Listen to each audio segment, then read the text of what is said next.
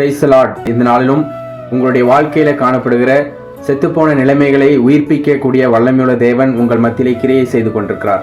ஏனென்றால் எசேக்கியேலிலே இப்படியாக ஒரு வசனம் இருக்கிறது, மனுபுத்திரனே இந்த எலும்புகள் உயிரை அடையுமா என்று கேட்டார் ஆண்டவராகிய தேவன். அப்பொழுது எசேக்கியேல் தீர்க்கதரிசி இப்படியாக சொன்னார், ஆண்டவரே அது உமக்கே தெரியும். அவருடைய வார்த்தை புறப்பட்டு வந்தபோது அந்த மரித்து போன நிலைமையில் இருந்த உலர்ந்து போன எலும்புகள் உயிர் பெற்று எழும்பி அது ஒரு சேனையாய் நின்றது. இப்பொழுதும் அதே போல சூழ்நிலைகள் உங்கள் வாழ்க்கையிலே காணப்பட்டு கொண்டிருக்கலாம். இஸ்ரேல் பார்த்தீங்கன்னா அவர்களுடைய முன்பாக ஒரு சிவந்த சமுத்திரம், அவர்கள் மத்தியிலே இருந்தபோது அந்த நேரத்திலே அவள் பின்பாக ஒரு பார்வோனும் அவருடைய இராணுவமும் தொடர்ந்து வந்தது. அவருடைய வாழ்க்கையிலே ஒரு நம்பிக்கையற்ற சூழ்நிலை, அடுத்த காரியம் என்ன நடக்கும் என்று சொல்லி. அப்பொழுது அவருடைய நிலைமையை மாற்ற மோசேயை கொண்டு ஆண்டவர் பேசினார்.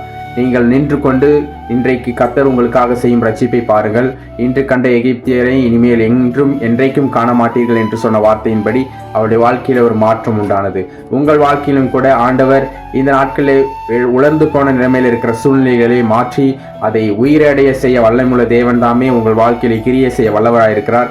உங்கள் வாழ்க்கையிலே காணப்படுகிற சூழ்நிலைகளை ஆண்டவரிடத்தில் ஒப்புக் கொடுங்கள், ஜெபம் பண்ணுங்கள்.